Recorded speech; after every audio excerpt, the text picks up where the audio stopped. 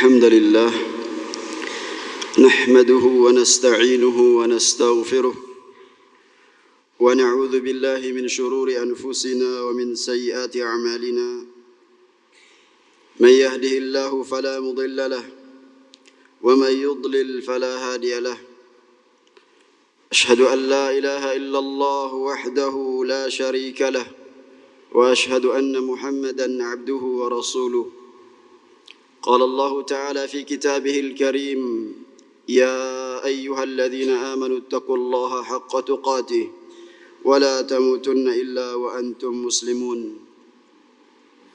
وقال يا أيها الناس اتقوا ربكم الذي خلقكم من نفس واحدة وخلق منها زوجها وبث منهما رجالا كثيرا ونساء واتقوا الله الذي تساءلون به والأرحام إن الله كان عليكم رقيبا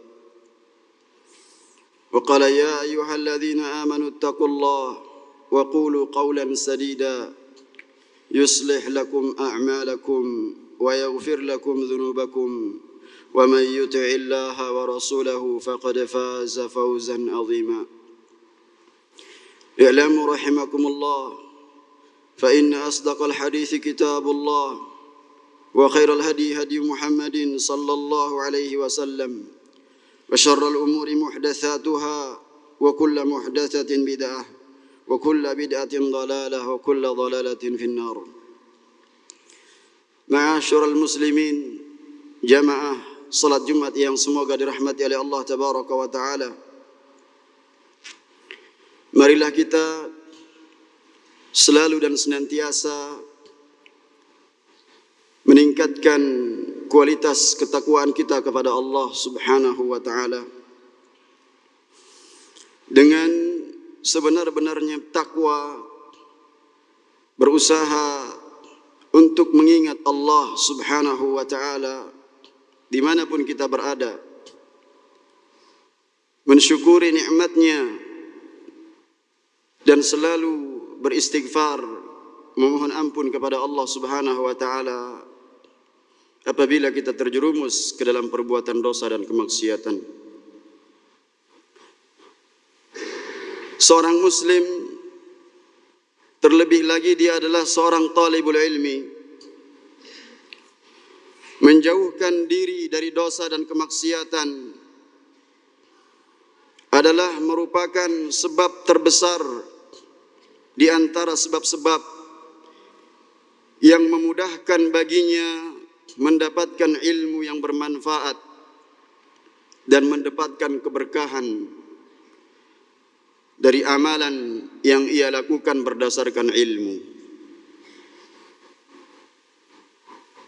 Bukankah ini yang telah diajarkan oleh Rasul sallallahu alaihi wasallam pertama kali setelah dalam sehari beliau melewati waktu-waktu yang istimewa di malam hari, di sepertiga malam, ketika Allah turun ke langit dunia ini? Adakah di antara hamba-hambaku yang memohon sesuatu, niscaya aku akan memberikannya, meminta, aku akan mengabulkannya, memohon istighfar. Lalu kemudian setelah salat subuh beliau mengucapkan doa, Allahumma inni as'aluka ilman nafi'an wa rizqan tayyiban wa amalan mutaqabbala. Rasul sallallahu alaihi wasallam, pemimpin umat ini, tetap minta sesuatu yang sangat berharga dalam hidup ini. Kalaulah di sana ada yang lebih berharga dari ilmu, niscaya Allah perintahkan dia untuk minta tambahan. Karena tidak ada lagi yang lebih bermanfaat daripada ilmu. Tentunya yang dimaksudkan adalah ilmu agama.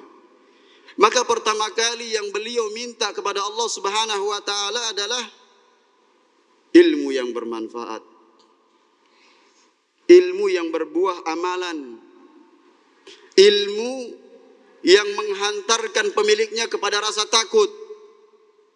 Suatu ketika Imam Malik rahimahullah mengirim surat kepada Khalifah Harun ar-Rasyid.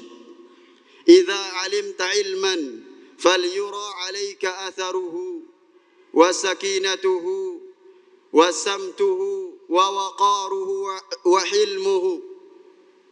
Kata Imam Malik rahimahullah, apabila engkau telah mengetahui satu ilmu, maka hendaknya pengaruhnya, ketenangannya, pembawaannya, ketenangannya, kesantunannya itu terlihat. Lihat ulama yang bekerja sama dengan umara, saling menasehati. Ini ilmu yang bermanfaat, jamaah rahimakumullah. Maka penuntut ilmu memiliki kesemangatan. Sebagaimana orang yang meminta sesuatu itu enggak mungkin kemudian dia perlahan-lahan, malas, bosan. Lihat anak kecil ketika minta jajan, uang jajan kepada uminya atau kepada abinya, berulang kali ketika dijanjikan itu tidak akan dilupakan.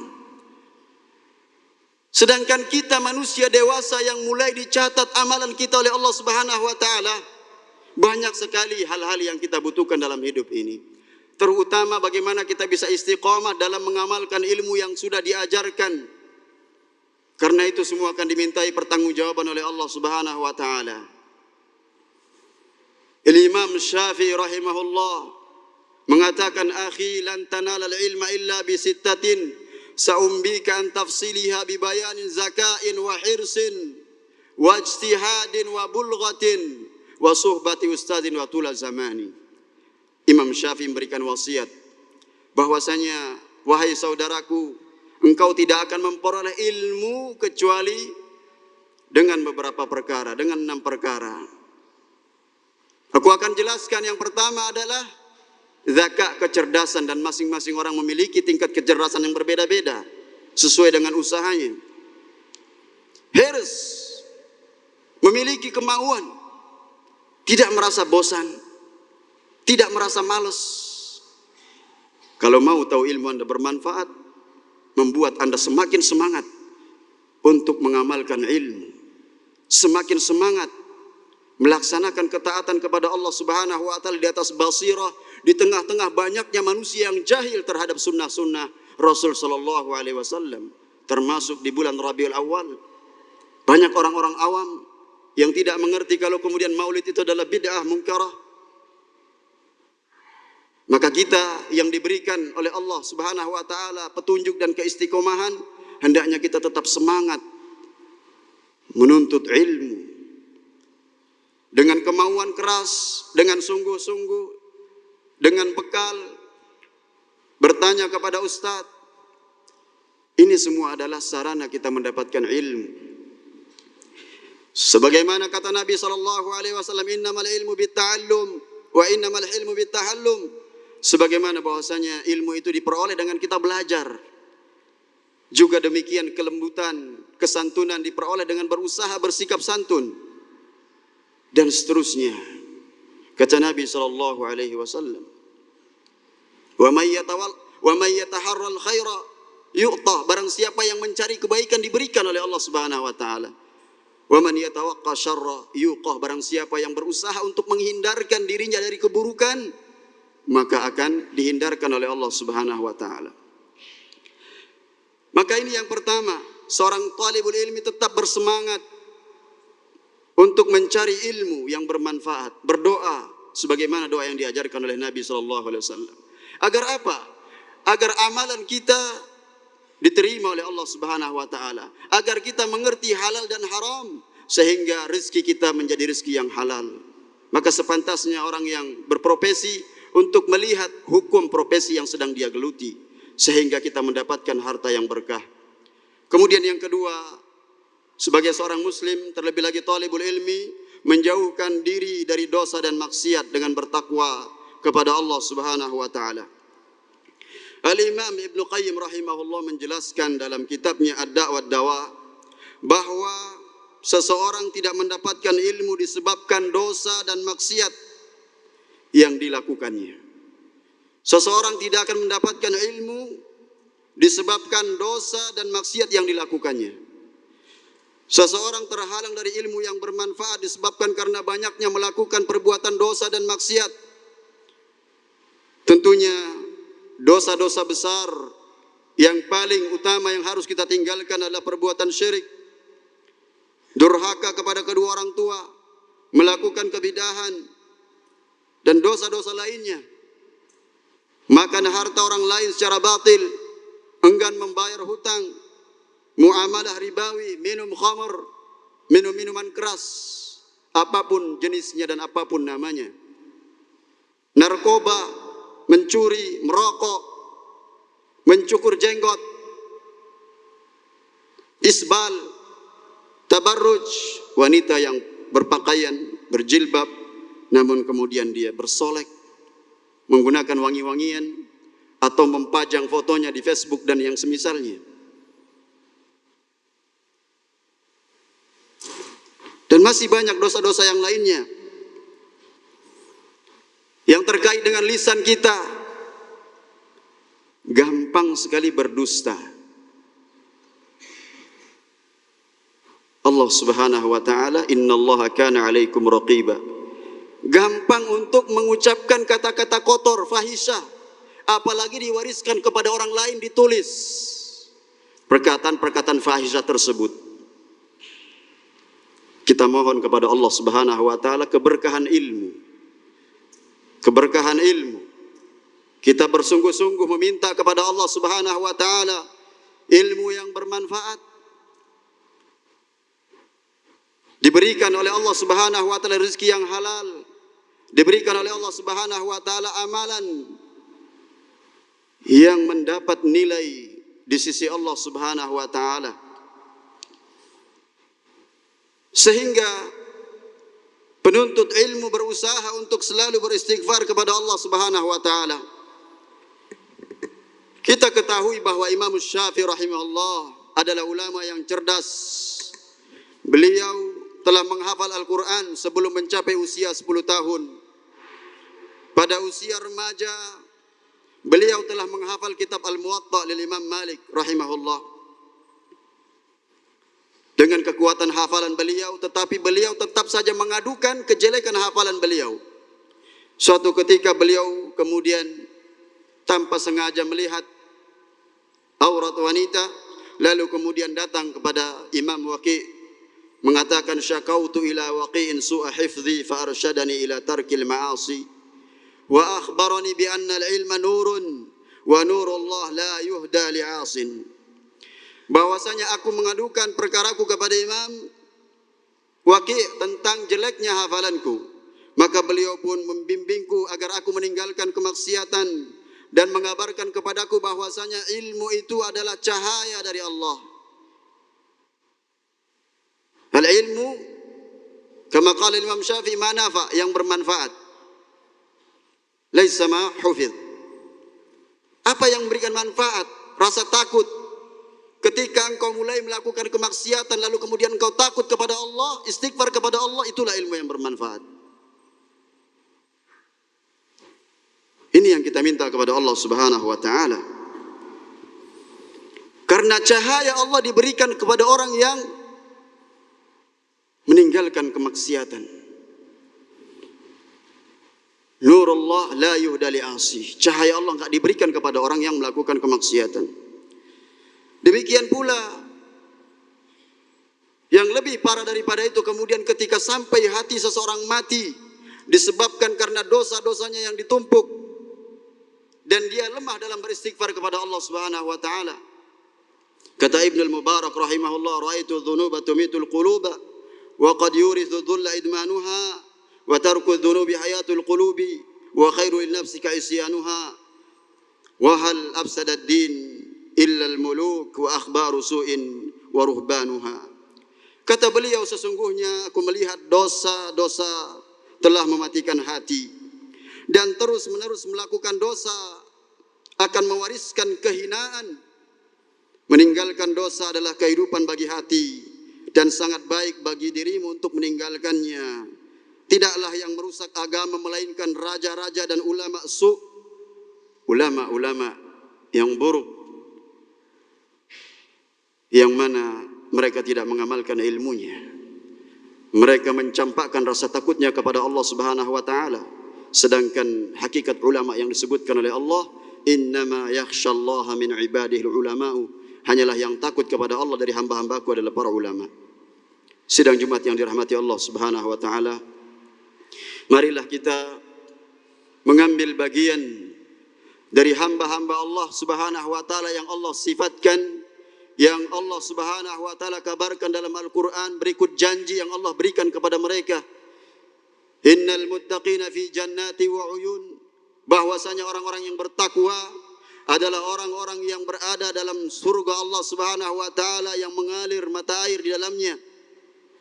Akhidhina ma atahum rabbuhum innahum kanu qabla dzalika muhsinin. Mereka mendapatkan, mengambil apa-apa yang Allah berikan kepada mereka. Janji, surga, kenikmatan, mata air yang mengalir di bawahnya, air sungai, terbuat dari air susu, air khamar, dan berbagai macam kenikmatan, air madu. Banyak sekali kenikmatan dalam surga yang Allah Subhanahu wa taala peruntukkan bagi hamba-hambanya yang saleh, bagi hamba-hambanya yang berusaha menjadikan takwa dan taat kepadanya adalah syiar mereka. Sabar di dalam melaksanakan ketaatan kepada Allah Subhanahu wa taala. Sehingga dalam hadis qudsi Allah berfirman, a'adatu li ibadiyas salihin ma la ainun ra'at. Aku peruntukkan bagi hamba-hambaku yang saleh yang tidak pernah terlihat oleh pandangan manusia, tidak pernah terdengar oleh pendengaran manusia, tidak pernah terbetik dalam hati manusia. Betapa indahnya apa yang Allah Subhanahu wa taala janjikan kepada hamba-hambanya yang saleh. Innahum kanu qabla dzalika karena mereka dahulu di dunia itu termasuk orang-orang yang berbuat baik. Kanu qalilan minal laili ma yahjaun, sedikit sekali di waktu malam mereka tidur. Wabil asharihum yastaghfirun, mereka di waktu sahur beristighfar kepada Allah Subhanahu wa taala. Kaum muslimin yang dirahmati Allah Subhanahu wa taala, mudah-mudahan kita termasuk orang-orang yang dikaruniakan oleh Allah Subhanahu wa taala ilmu yang bermanfaat, diberikan keistiqomahan, diberikan janji-janji Allah Subhanahu wa taala yang kita harapkan, dan kita termasuk orang-orang yang senantiasa diberikan tambahan petunjuk oleh Allah Subhanahu wa taala. Barakallahu li wa lakum fil Qur'anil azim wa nafa'ani wa iyyakum bima fihi minal ayati wa dzikril hakim wa taqabbal minni wa minkum tilawatahu innahu huwal ghafurur rahim.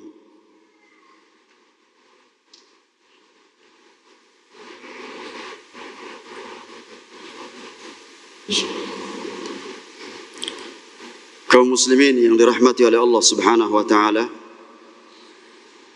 pada khutbah kedua ini, marilah kita merenungkan sebuah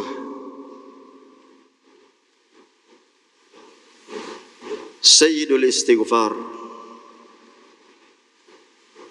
Sayyidul Istighfar yang telah dijelaskan oleh para ulama, karena hakikatnya kita menuju kepada Allah Subhanahu wa taala di antara dua keadaan. Sebagaimana yang dijelaskan oleh Syekhul Islam Ibnu Taimiyah rahimahullah, al-'arifu yasiru ila Allah baina musyahadatil minnah wa mutala'ati aibin nafsi wal amal. Orang yang mengenal Allah adalah orang yang berjalan menuju kepada Allah dengan mengingat-ingat karunia-Nya. Ini kondisi yang pertama, selalu mengingat-ingat karunia Allah Subhanahu wa taala. Dan karunia Allah yang paling kita rasakan di tempat ini adalah dimudahkan kita untuk menuntut ilmu syar'i. Dimudahkan kita untuk beradab dengan adab-adab yang baik, dengan akhlak karimah kepada orang-orang tua kita. Dimudahkan kita melaksanakan amar ma'ruf nahi mungkar, salat 5 waktu dan ibadah-ibadah lainnya. Ini harus kita selalu ingat. Inilah karunia-karunia Allah Subhanahu wa taala. Dan di sisi lain adalah kita senantiasa melihat, memeriksa aib diri dan amal kita. Tentu masih banyak kekurangan yang kita lakukan. Dan ini adalah makna sabda Rasul sallallahu alaihi wasallam dalam hadis sahih dari Saddad dan juga Buraidah radhiyallahu taala anhuma, sayyidul istighfar an yaqula al-'abd Allahumma anta rabbi la ilaha illa anta khalaqtani wa ana 'abduka wa ana ala ahdika wa wa'dika mastata'tu a'udzu bika min syarri ma sana'tu abu'u laka bi ni'matika alayya wa abu'u bi dhanbi faghfir li fa innahu la yaghfiru dhunuba illa ant. Sesungguhnya istighfar yang paling baik adalah seorang hamba mengucapkan, Allahumma anta rabbi la ilaha illa anta khalaqtani wa ana abduka wa ana ala ahdika wa ahdika mastata'at a'udzu bika min syarri ma sana'at abu'u laka bi ni'matika alayya wa abu'u bi dhanbi faghfir li fa innahu la yaghfiru dhunuba illa ant. Ya Allah, Engkau adalah Rabbku. Tidak ada sesembahan yang berhak diibadahi dengan benar selain Engkau. Engkaulah yang menciptakan aku dan aku adalah hamba-Mu. Aku berada dalam perjanjian denganmu dan janji darimu sesuai dengan kemampuanku. Aku berlindung kepadamu dari keburukan perbuatanku. Aku mengakui nikmat-Mu kepadaku dan aku mengakui dosaku kepadamu. Karena tidak ada yang dapat mengampuni dosa selain Engkau. Inilah Sayyidul Istighfar. Rasul sallallahu alaihi wasallam menggabungkan di dalam sabda beliau, abu'u laka bi ni'matika alayya wa abu'u bi dzambi. Aku mengakui nikmat-Mu kepadaku dan aku mengakui dosaku kepadamu. Antara sikap senantiasa mengingat-ingat karunia Allah dan selalu melihat, memeriksa aib diri kita, celah kita, kekurangan kita, dan juga banyaknya amal-amal soleh yang kita ketahui ilmunya namun kita malas untuk melakukannya. Dari dua hal inilah kemudian kita berjalan menuju kepada Allah Subhanahu wa taala. Sehingga Ibnu Qayyim rahimahullah mengatakan, famusyahadatul minnati tujibu lahul mahabbatu wal hamdu wasyukru liwaliyyin ni'am wal ihsan wa mutala'atu aibin nafas wal amal tujibu lahu dhul wal inkisar wal iftiqar wat taubatu fi kulli waqtin wa alla yara nafsahu illa muflisa. Bagi seorang hamba, musyahadatul minnah, selalu menampakkan nikmat-nikmat Allah, akan menghasilkan cinta yang tulus kepada Allah, pujian dan syukur kepada Allah Subhanahu wa taala sang pemilik nikmat. Dan inilah yang harus ada dalam diri kita. Dan sebaliknya adalah kita melihat aib diri kita. Betapa banyak kekurangan dan perbuatan dosa yang kita lakukan. Ini akan menghasilkan perendahan diri, perasaan tidak berdaya, merasa butuh kepada Allah Subhanahu wa taala dan taubat setiap saat. Dan kita tidak menunda-nunda taubat karena tidak ada yang tahu kapan dan bagaimana kondisi akhir ketika Allah Subhanahu wa taala mencabut nyawanya. Wa ma tadri nafsun bi ayyi ardin tamut, tidak ada satu jiwa pun yang tahu di bumi mana dia akan diwafatkan oleh Allah Subhanahu wa taala. Sebagian mufassirin mengatakan bahwasanya maksudnya adalah dalam kondisi apapun dia tidak ada yang tahu. Apakah dia tetap istiqomah di atas ketaatan kepada Allah ataukah sebaliknya dalam keadaan bermaksiat kepada Allah Subhanahu wa taala. Tuba liman wajada fi safhati a'mali istighfaran katsira. Beruntunglah orang yang mendapatkan dalam catatan amalannya istighfar yang begitu banyak. Setiap hari dia beristighfar kepada Allah Subhanahu wa taala dan memaknai istighfar yang dia ucapkan seperti yang dijelaskan oleh para ulama ketika dia membaca Sayyidul Istighfar. Dia betul-betul menampakkan betapa banyak nikmat-nikmat Allah yang telah dia rasakan. Orang lain misalkan cacat, tidak punya tangan, di pinggir jalan mengemis, ada yang kuntung kakinya, ya.